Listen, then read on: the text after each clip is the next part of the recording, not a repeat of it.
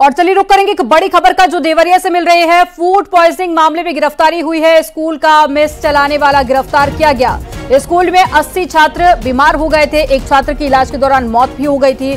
Mess संचालक के खिलाफ मुकदमा दर्ज कर लिया गया है और साथ ही गिरफ्तारी भी हो गई है। तो एक बड़ी खबर आपको बता रहे हैं, देवरिया से मामला सामने आया था जहां पर स्कूल में खाना खाने से 80 छात्र बीमार हो गए थे और उसके बाद भी इलाज के दौरान एक छात्र की मौत हो गई थी, जिसके बाद पुलिस ने कार्रवाई करते हुए मेस संचालक के खिलाफ मुकदमा दर्ज करते हुए गिरफ्तारी की है। भोजन करने के उपरांत उनकी तबीयत खराब हो गई थी, जिनका इलाज चल रहा था, जिसमें एक छात्र की मेडिकल कॉलेज गोरखपुर में इलाज के दौरान मृत्यु हो गई, जिसके संबंध में थाना बरियारपुर पर जिला समाज कल्याण अधिकारी देवरिया की तहरीर के आधार पर राजेश कुमार गुप्ता, जो मेस का संचालक था, के विरुद्ध अभियोग पंजीकृत किया गया, जिसके क्रम में थाना बरियारपुर पुलिस द्वारा अभियुक्त को गिरफ्तार करते हुए नियमानुसार आवश्यक विधिक कार्रवाई की जा रही है। और ज्यादा जानकारी के साथ में उमा शंकर जुड़ गए हैं संवाददाता। उमा शंकर, पूरे मामले को लेकर क्या अपडेट है? जो बच्चे भर्ती कराए गए थे उनकी तबियत में सुधार है क्या? और इसके अलावा प्रशासन की तरफ से गिरफ्तारी तो कर ली गई है, लेकिन बच्चों के बीमार होने का कारण क्या था, ये स्पष्ट हो पाया है? देखिए, सबसे पहले अपने दर्शकों को बताते चले कि जो आश्रम पद्धति विद्यालय मेहरौना में स्थित है, बीते 4 अगस्त को देर शाम जो है बच्चे छोला और चटनी बाकी था उसको खाए हुए थे और 5 अगस्त को बच्चे 80 से अधिक बच्चे बीमार हुए थे। जैसे जिला प्रशासन को सूचना मिली, सभी बच्चों को पहले आश्रम पद्धति विद्यालय में एक मेडिकल कैंप लगाया गया, लेकिन बच्चों की लगातार वहां पे हालत बिगड़ती जा रही थी। उसके बाद सभी बच्चों को मेडिकल कॉलेज में भर्ती कराया गया, जहां पे अगले दिन एक बच्चे की हालत बहुत नाजुक थी, जिसका नाम शिवम था, उसको मेडिकल कॉलेज में भर्ती कराया गया और उसकी दर्दनाक मौत हो गई। जिसके बाद समाज कल्याण विभाग ने बरियारपुर थाने में आश्रम पद्धति विद्यालय के मेस संचालक के खिलाफ एक मुकदमा दर्ज कराया, जिसमें जो मेस संचालक है उनको अरेस्ट कर लिया गया।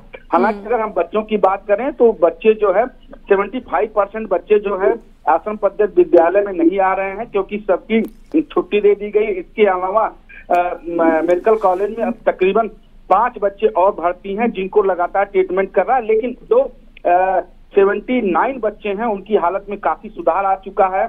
उसमें से सभी बच्चों को लगभग छुट्टी दी जा चुकी है। जिला प्रशासन इस पूरे मामले पर निगाह बनाए रखा है। इसमें एक अपडेट मैं आपको और बताता चलूं कि आश्रम पद्धति विद्यालय के जो प्रभारी प्रधानाचार्य हैं सूर्यकांत राय, उनको भी निलंबित कर दिया गया है। इसके अलावा शासन और जिला प्रशासन के आला अधिकारी। ठीक है, जानकारी देने के लिए बहुत शुक्रिया उमा शंकर आपका।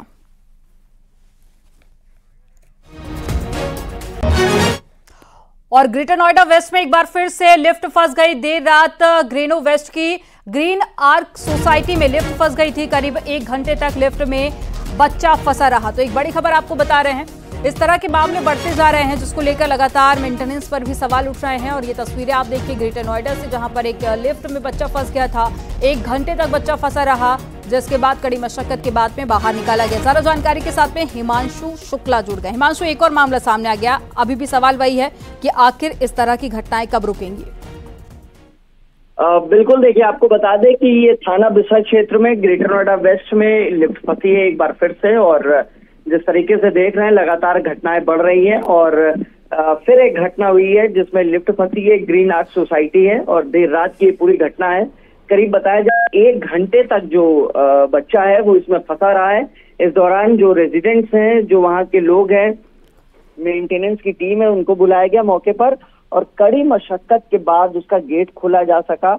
और इस दौरान बच्चा जो है वहां पर काफी होपलेस रहा, क्योंकि अंदर लिफ्ट में सफोकेशन जैसी स्थिति रहती है, लेकिन वहां पर 1 घंटे की मशक्कत के बाद बच्चे को बाहर निकाला जा सका है। और लगातार जिस तरीके से देखा जा रहा है, जिम्मेदारी भी तय हो गई, लिफ्ट एक्ट भी बन चुका है, लागू भी हो चुका है और ऐसे में एक बड़े एक्शन, एक बड़ी कार्रवाई की दरकार है। लिहाजा वहाँ के जो रेजिडेंट्स हैं वो भी काफी नाराज हैं, क्योंकि लिफ्ट मेंटेनेंस की शिकायत लंबे वक्त से है और वहां पर क्योंकि एओए और बिल्डर आपस में एक दूसरे पर टाल मटोल करते हैं, लिहाजा इस तरीके की घटनाओं को बढ़ावा जरूर मिलता है। और एक बार फिर से लिफ्ट फंसी है, लिहाजा बच्चा जो है वो भुक्तभोगी है और 1 घंटे तक लिफ्ट में फंसा रहा। जी, जानकारी देने के लिए बहुत शुक्रिया हिमांशु आपका।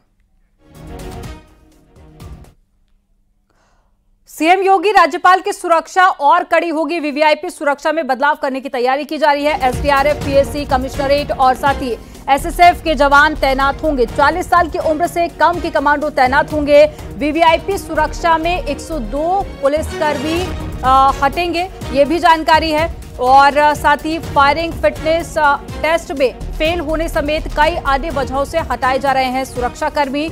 और इसी के साथ आपको बता दें कि वीवीआईपी सुरक्षा में तैनात पुलिसकर्मियों को 12,500 रुपए अतिरिक्त भत्ता भी मिलता था, जिसे बढ़ाकर अब 25,000 रुपए कर दिया गया है। तो एक बड़ी खबर आपको बता रहे हैं, कुछ सुरक्षाकर्मी हटाए गए हैं। फिटनेस में फेल होने की वजह ये एक्शन लिया गया। इसके अलावा अब वीवीआईपी सुरक्षा और भी ज्यादा कड़ी होगी।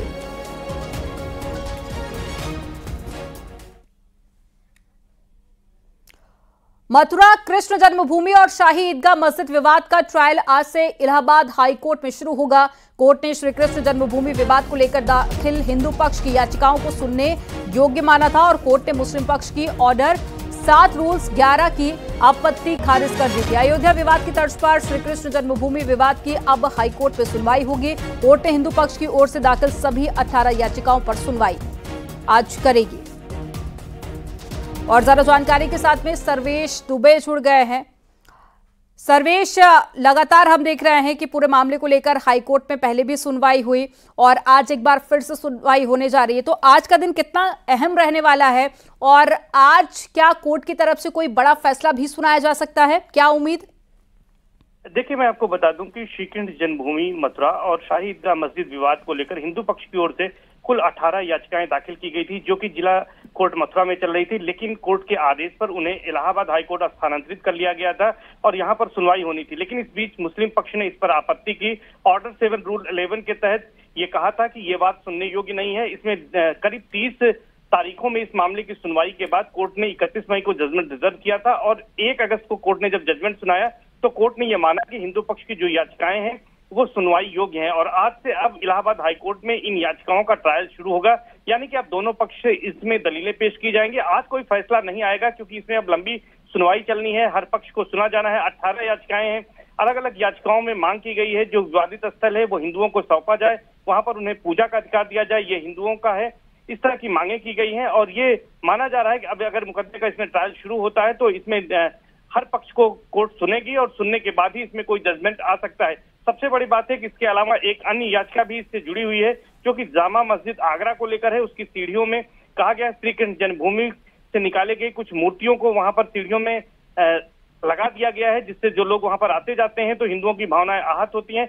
आर्कियोलॉजिकल सर्वे ऑफ इंडिया से उसे भी उसका सर्वे कराए जाने की भी मांग को लेकर एक याचिका दाखिल है। इस याचिका पर भी आज जस्टिस मयंक कुमार जैन की सिंगल बेंच में सुनवाई होगी। तो इन तमाम याचिकाओं पर एक साथ अब कोर्ट सुनवाई करेगी और तो तमाम याचिकाओं पर आज एक साथ सुनवाई करेगी हाईकोर्ट। जानकारी देने के लिए बहुत शुक्रिया आपका। आजम खान और अब्दुल्ला आजम खान की जमानत याचिका पर आज इलाहाबाद हाईकोर्ट में सुनवाई होगी। आज की सुनवाई में राज्य सरकार की ओर से जवाब दाखिल किया जाएगा। आपको बता दें कि रामपुर के एमपी एमएलए स्पेशल कोर्ट ने आजम खान और उनके बेटे अब्दुल्ला आजम की जमानत याचिका खारिज कर दी थी। रामपुर कोर्ट के फैसले को आजम खान और अब्दुल्ला आजम ने चुनौती देते हुए जमानत याचिका भी दाखिल की है।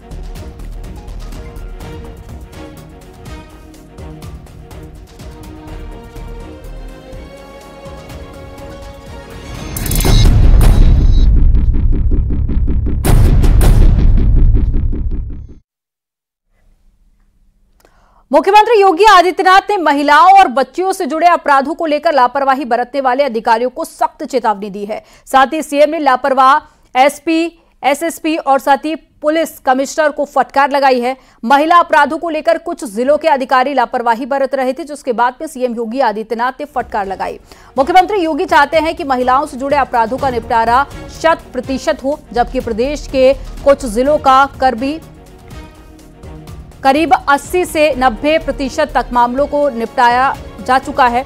और साथ ही सीएम योगी आदित्यनाथ ने लापरवाह अधिकारियों को 1 महीने का समय भी दिया है और 1 महीने के बाद में दोबारा इन अधिकारियों की परफॉर्मेंस देखी जाएगी। महिलाओं से जुड़े अपराधों को निपटाने में यूपी नंबर 1 है, लेकिन प्रयागराज कमिश्नरेट में ये प्रतिशत 100% न होकर 80.48% है। वहीं प्रतापगढ़ में 84.31% है। कानपुर की बात करें तो यहां पर 85.53% 37% और चित्रकूट का 86.27% है। इस पर मुख्यमंत्री योगी आदित्यनाथ ने बेहद नाराजगी जाहिर की है। सीएम ने इन जिलों के अधिकारियों को जीरो टॉलरेंस नीति के तहत अपराधों पर लगाम लगाने के आदेश दिए हैं।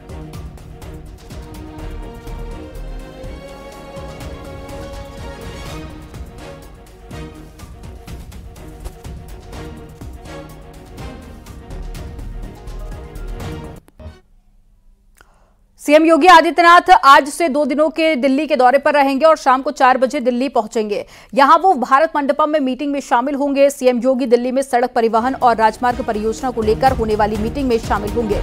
सीएम योगी दिल्ली जाने से पहले लखनऊ में जल जीवन मिशन परियोजना की समीक्षा भी करेंगे।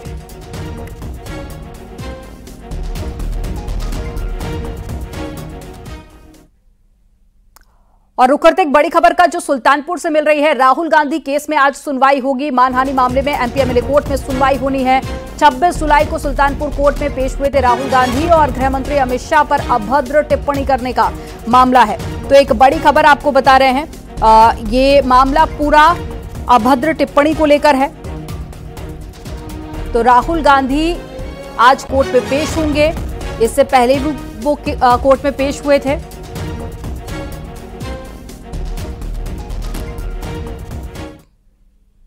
मायावती ने साफ कर दिया है कि 10 सीटों पर होने वाले उपचुनाव में सभी सीटों पर बीएसपी अकेले लड़ेगी। इसके लिए उन्होंने प्रत्याशियों पर मंथन भी शुरू कर दिया है और पार्टी पदाधिकारियों को नया टास्क भी दे दिया है। इतना ही नहीं, मायावती ने न सिर्फ उन मुद्दों को गिनाया बल्कि आरक्षण, नजूल और साथ ही वक्फ वाले मसले पर अपनी लाइन भी क्लियर कर दी है। आपको एक रिपोर्ट दिखाते हैं कि आखिर कैसे उपचुनाव की माया में आरक्षण पर मुद्दा गरमा चुका है।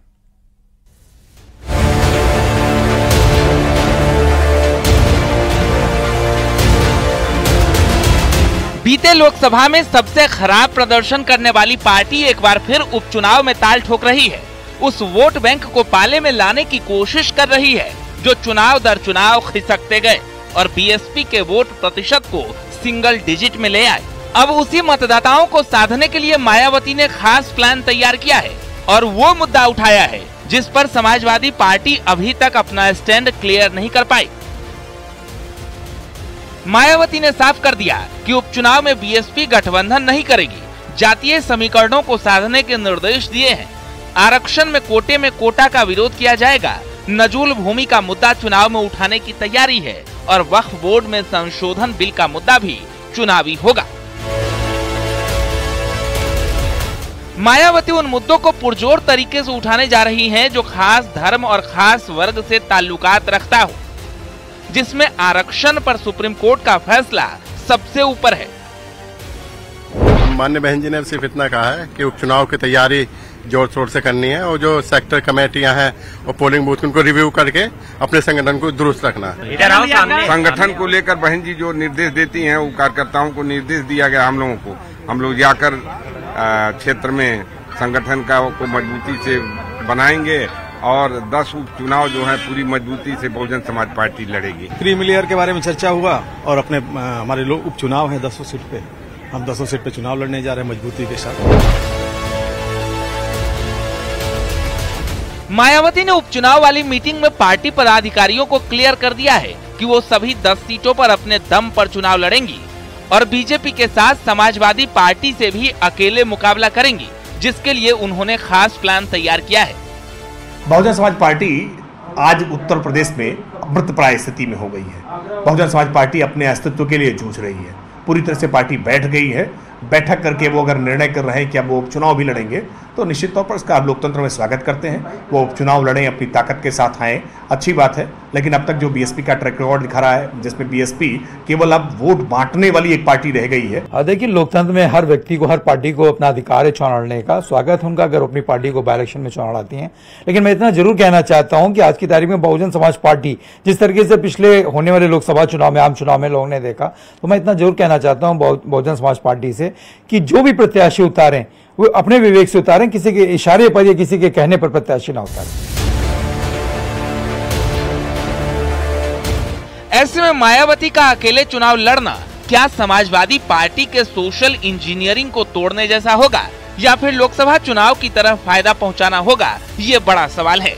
सवाल तो ये भी है कि क्या मायावती अब खुलकर जातिगत राजनीति को हवा दे रही हैं या फिर चुनावी पिच तैयार कर रही हैं, जिस पर खुलकर आरक्षण के नाम बैटिंग की जा सके ताकि विरोधियों को जाति की राजनीति में उलझाया जा सके। आखिर उन जगहों से चुनाव कौन लड़ेगा, इन नामों पर आखिरी फैसला बहुजन समाज पार्टी की मुखिया मायावती को ही करना है। पदाधिकारियों को सिर्फ कहा गया है कि वो अपनी जगहों पर बूथों और सेक्टरों की तैयारियां पूरी तरह से मुकम्मल रखें। इलेक्शन कमीशन के ऐलान के बाद ही साफ तौर से बहुजन समाज पार्टी अपने प्रत्याशियों की घोषणा कर देगी। कैमरा पर्सन उपेंद्र के साथ अलाउद्दीन, न्यूज़ 18 लखनऊ। यहाँ वक्त हो गया एक छोटे से ब्रेक का, आप देखते रहिए न्यूज़ 18।